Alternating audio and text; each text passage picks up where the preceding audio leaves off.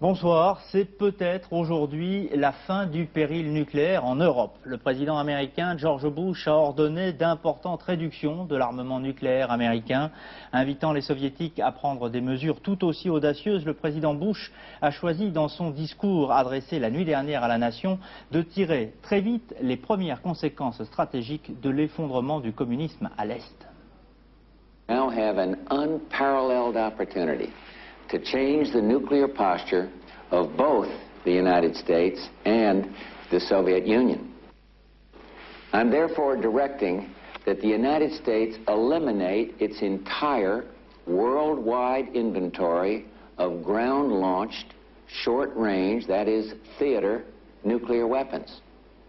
We will bring home and destroy all of our nuclear artillery shells and short-range ballistic missile warheads. We will, of course, ensure that we preserve an effective air-delivered nuclear capability in Europe. That's essential to NATO's security. In turn, I have asked the Soviets to go down this road with us, to destroy their entire inventory of ground-launched theater nuclear weapons. Ce discours qualifié d'historique a déjà été jugé de façon très positive à Moscou. Mais le président Gorbatchev s'est bien gardé d'effectuer publiquement et rapidement surtout de nouvelles contre-propositions. Favorables pour des raisons financières évidentes au désarmement unilatéral qui lui est proposé, l'URSS entend prendre son temps pour en examiner les modalités et surtout convaincre à l'intérieur du pays ceux qui voient en d'importantes forces armées le principal attribut de la puissance soviétique. Hélène Frandon. Satisfait mais prudent. Pendant sa brève intervention télévisée, 10 minutes à peine, Mikhail Gorbatchev s'est contenté d'approuver George Bush. Notre appréciation de ces propositions est positive, très positive. Cela démontre l'attachement de l'administration américaine au désarmement nucléaire. Ce processus promet un véritable pas en avant vers un monde débarrassé des armes nucléaires. Le désarmement nucléaire, voilà un thème qui lui est cher, d'autant que l'URSS connaît de grosses difficultés financières. Mais les enjeux sont énormes et le gouvernement soviétique a besoin de temps avant de se prononcer. Du temps pour convaincre les autorités militaires, du temps pour consulter les dirigeants des républiques possédant des bases nucléaires, notamment le président de la Russie, Boris Yeltsin, qui a déjà proposé ce matin de collaborer aux discussions. Reste aussi pour Gorbatchev à éclaircir quelques questions. D'abord, le rôle des Européens dans le désarmement et puis les expériences nucléaires dont il réclame depuis longtemps l'arrêt total. Et selon un scénario peut-être bien orchestré, George Bush a fait savoir ce soir qu'il jugeait positive à son tour la réaction soviétique à ses propositions. Qualifiées de véritables tournants dans le désarmement nucléaire, les propositions américaines ont reçu un accueil très favorable dans le monde entier, et notamment dans les capitales occidentales. À Paris, le président Mitterrand s'est félicité lui aussi de l'initiative de George Bush, tout en souhaitant, malgré tout, des mesures encore plus importantes. Nous sommes vraiment sur le chemin et l'on doit remercier les dirigeants étrangers qui ont pris cette initiative. J'ajoute, que je répète ici, que la France s'associera à la destruction des forces nucléaires dès lors que l'effort de nos deux principaux partenaires, russes et américains, aura atteint un niveau suffisant pour que l'on puisse comparer ce qui est comparable. Pour l'instant, les réductions ramènent des deux plus puissants pays sur le plan de cet armement quand même quelques dizaines de milliers de charges nucléaires, tandis que nous en sommes, nous, qu'à quelques centaines. Encore un effort, et j'ai envie de leur dire, encore un effort, messieurs, et nous serons heureux de vous retrouver autour de la table sur ce terrain-là. Nous serons autour de la table pour la sécurité nucléaire dans le monde, je l'espère, d'ici peu. Malgré les nuances soviétiques, c'est bien une nouvelle carte du monde nucléaire qui se dessine aujourd'hui, cette fois à un rythme très supérieur à celui pratiqué habituellement dans les négociations. Qui pourrait et que pourrait être demain le visage militaire de la planète? Explication de Pierre Babet. Désarmement nucléaire, degré ultime, élimination physique des missiles à la tronçonneuse. Fini donc le désarmement à petits pas, fini les laborieuses discussions et signatures de traités, place désormais aux initiatives unilatérales, à l'accélération des démantèlements des arsenaux nucléaires. À l'exemple de ces missiles de portée intermédiaire envoyés à la casse, les États-Unis vont détruire tous leurs missiles nucléaires de courte portée stationnés en Europe et en Corée, et ils en attendent de même des Soviétiques. Réduction puis élimination à terme aussi de tous les missiles nucléaires stratégiques à tête multiple basés au sol. Désormais, les Soviétiques ont la supériorité. Ce soir déjà, la carte mondiale des armements sort considérablement allégée de milliers de têtes nucléaires. Lorsque Mikhaïl Gorbatchev aura suivi quantité pour quantité les réductions de George Bush, l'arsenal mondial aura été divisé par deux d'un seul trait de plume. Restera un problème de taille, comment détruire cet énorme stock d'armes nucléaires désormais inutile. Et dès ce soir, ces B-52 rentrent à leur base. À leur veille permanente et à leur charge nucléaire, ils avaient symbolisé toute la guerre froide. Aujourd'hui, ils sont à la retraite. En Roumanie, après l'intervention spectaculaire des forces de l'ordre, tous les mineurs ont désormais quitté Bucarest. Les principaux faits marquants de l'actualité internationale sont résumés par Anne Gros. Pour la première fois depuis le début des émeutes, le président Mobutu a reçu les leaders de l'opposition. Une réunion qui a abouti à un accord sur la formation d'un gouvernement de crise. L'ambassadeur de France à Kinshasa avait souligné dans la journée que ce gouvernement était la condition sine qua non de l'aide économique de la France au Zaïre.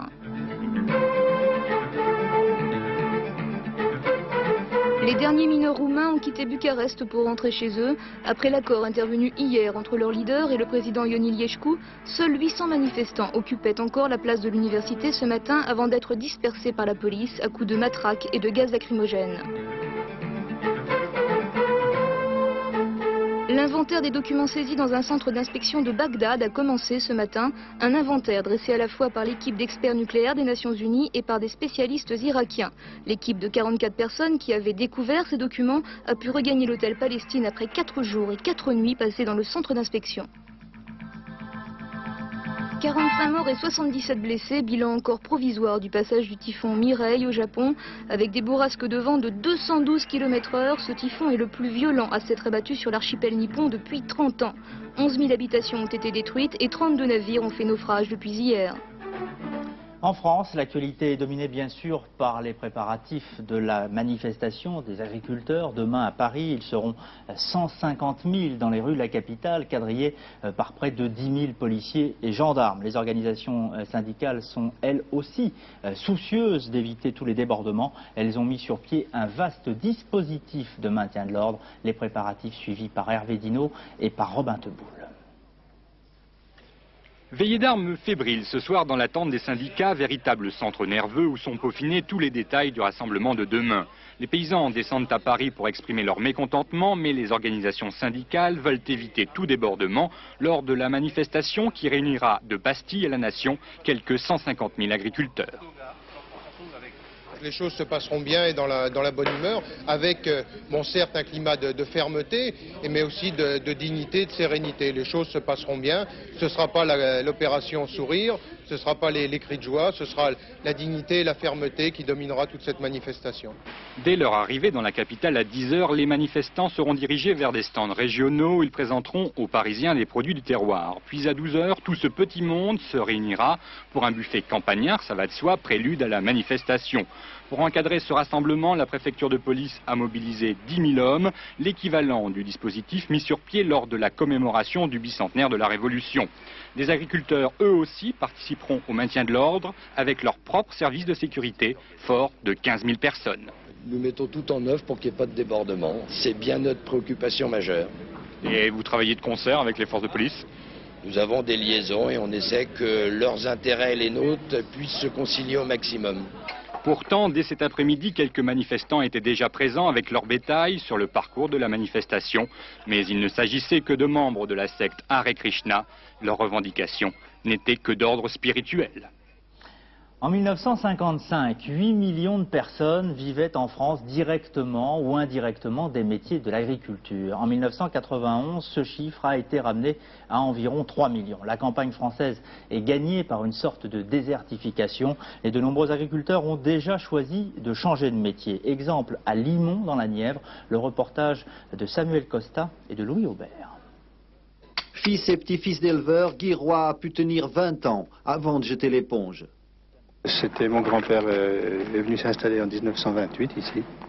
Ensuite, mon père lui a succédé, puis après moi. Ça s'est réfléchi de toute manière. Il fallait que je change de tracteur, quoi. Il fallait que je change de tracteur. Bon, quand dans des années faciles, bon, on peut peut-être se permettre de se lancer, mais dans des années difficiles, bon, on n'hésite plus, quoi. Puis je me suis dit, si je veux changer de métier, c'est à 40 ans qu'il faut que je le fasse. Après, ça va être fichu, je vais pas retrouver du boulot. Là. Aujourd'hui salarié à la direction de l'équipement, 8 heures par jour et le SMIC. Pour ce qui est de l'élevage, c'est bel et bien fini. J'ai abandonné la profession, oui, mais enfin, je regrette pas ce que j'ai fait auparavant, parce que j'ai vécu certaines choses que j'aurais peut-être pas vécues. Et puis bon, bah, j'ai changé de profession. C'est un métier qui me déplaît pas. C'est une autre vie, quoi. Nous avons beaucoup moins de soucis et on est beaucoup plus à l'aise pour faire des investissements dans la maison, faire beaucoup de projets. Et... Alors c'est mieux la vie comme ça? Disons que oui, c'est mieux. L'exploitation a été lentement étouffée par la stagnation des prix à la production, mais la ferme n'est pas morte pour autant. Un Hollandais s'y est installé, après avoir racheté plusieurs fermes, s'en sort plutôt bien. Un peu d'élevage et surtout 150 vaches laitières, plus de 100 000 litres de lait par an. On s'est installé sur cette ferme-là, donc on a acheté la ferme. Et puis, on a tout aménagé. Et pourquoi vous êtes venu là? Parce qu'en Hollande c'était trop petit, on était trop serré. La désertification se poursuit. En 30 ans, le nombre de petites exploitations est passé de près de 2,5 millions à 1 million. À la fin du siècle, il n'en restera plus que 650 000. C'est bien le malaise de l'agriculture qui sera exposé publiquement demain dans les rues de la capitale, réclamant un soutien économique d'urgence, mais aussi quelques perspectives pour leur avenir. Les agriculteurs vont surtout crier leur désarroi. Explication Agnès Molinier. 10 opérations séduction des jeunes agriculteurs à Paris. Septembre 91, opération de force. C'est le monde rural dans son ensemble qui manifestera sa colère. Pourquoi le ton a-t-il changé? La désertification n'est pas un phénomène récent, la baisse des revenus agricoles non plus. Ce qui est nouveau, ce sont les changements au niveau européen. En particulier la nouvelle donne à l'Est et l'entrée massive de viande en provenance des anciens pays du bloc communiste. Les éleveurs français multiplient les opérations commando pour dénoncer le manque de contrôle aux frontières. La colère est à son comble. Mais ce qui met le feu aux poudres, ce sont les propositions de Bruxelles concernant une réforme de la politique agricole commune. Elle ne garantirait plus les prix, ce serait alors la politique de l'aide directe. Et là-dessus, les agriculteurs sont divisés. Demain, ils essaieront de gommer leurs différences par une grande démonstration de force que les politiques veulent accompagner, sinon récupérer. Et je vous rappelle que Raymond Lacombe, président de la FNSEA, sera demain soir le grand témoin du 19.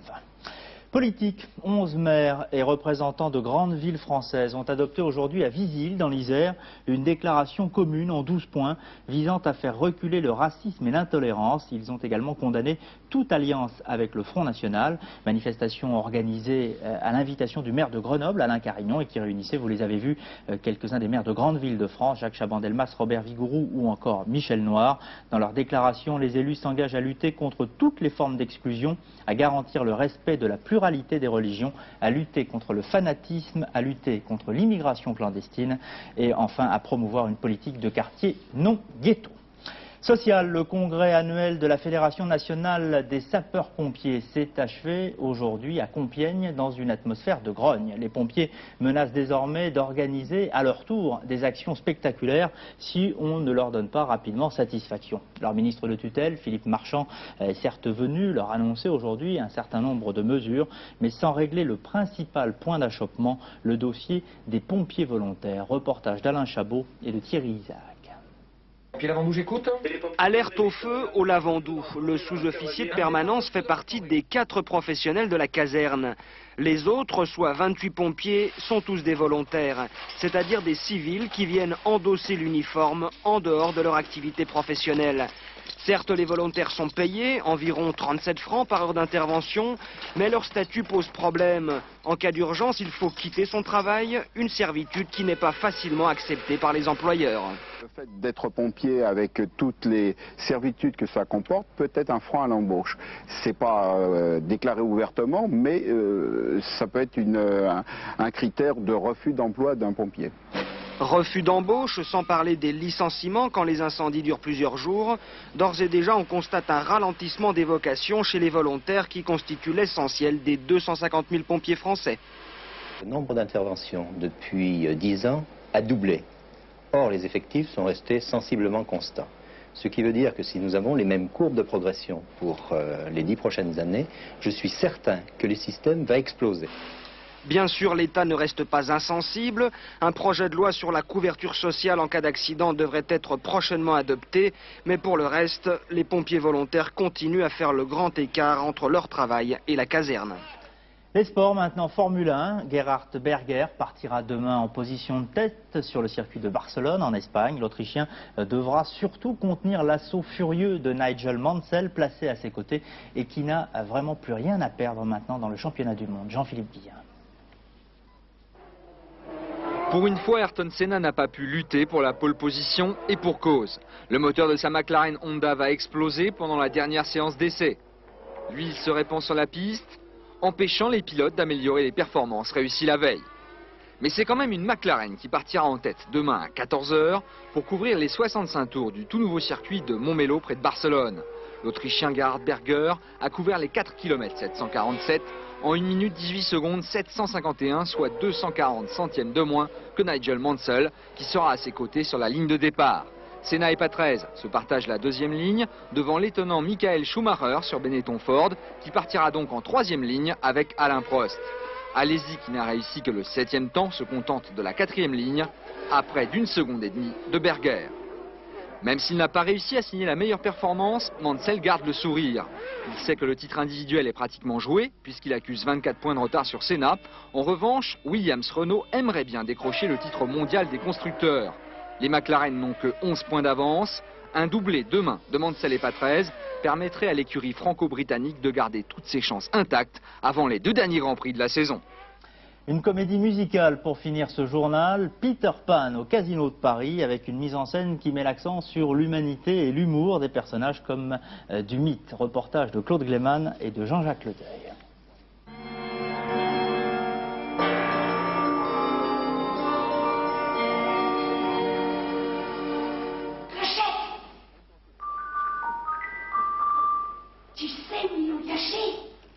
Très british début de siècle, J.M. Barrie, l'auteur de Peter Pan, en avait d'abord fait un roman, puis une pièce de théâtre à l'immense succès. Dans les années 50, la comédie musicale américaine et Walt Disney achevèrent d'en faire un mythe. Wendy, une flèche en cœur. C'est pas un oiseau, c'est une dame. Une dame? Je l'ai amenée pour qu'on ait une mère, et vous l'avez tuée. Cet enfant qui est finalement en conflit avec un père de rêve, qui est le capitaine Crochet, qui ne lui laisse pas le droit de grandir, et qui fait, et enfant lui-même ayant décidé qu'il fallait toujours s'amuser, de ne jamais devenir un homme, de ne jamais prendre de responsabilité, tout ça, il n'en veut pas. Et donc ça raconte des choses assez profondes sur la peur que tous les enfants ont de devenir un jour adultes.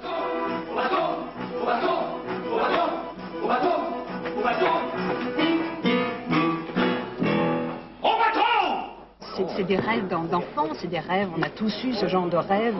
Nous, d'un seul coup, on a cette légèreté, ce pouvoir de quitter la terre et de quitter... Dans un instant, la météo complète de Michel Touré. N'oubliez pas cette nuit qu'il vous faudra retarder votre montre d'1 heure. Nous passons à l'heure d'hiver. Soir 3 n'aura pas encore changé. Il sera 22h30 pour le prochain rendez-vous d'information auquel je vous retrouverai. Passez un très bon début de soirée.